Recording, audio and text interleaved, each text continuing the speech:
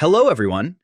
Today, I'll show you how to style product attributes and display beautiful product variations with Smart Swatches. By organizing your product attributes effectively, you can create a smoother and more engaging shopping experience for your customers. So, let's get started. First, make sure the Smart Swatches Pro plugin is installed and activated on your WordPress website. Next, go to Products and click Attributes. Here, you can create a new product attribute. Start by entering an attribute name, then choose an attribute type. Smart Swatches offers 5 attribute types: button or label, color, image, radio button, and image with button. For this tutorial, I'll choose the color attribute type. Next, choose the swatch shape.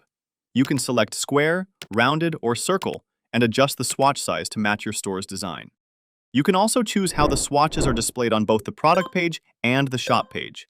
Simply select the layout that works best for your website. Then choose a tooltip type. You can display text, image, or text and image together. If you don't want to show tooltips, simply select None. Once everything is configured, click Add Attribute. Your attribute will be created instantly. You can create as many attributes as needed by following the same process. Now, click Configure Terms to add variation options for your attribute. First, enter a name for the variation. Then choose a color and, if needed, upload a tooltip image and text. After filling in the required information, click Add New Color. Repeat this process to create as many color variations as you need. Now let's add these attributes to a product. Go to All Products. You can either edit an existing product or create a new one. For this tutorial, I'll create a new product.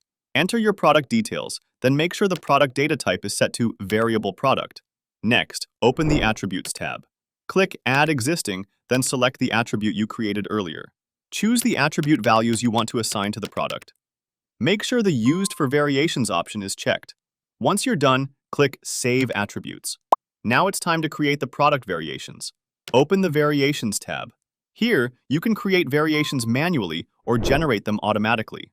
For this tutorial, I'll use Generate Variations to create all possible combinations automatically.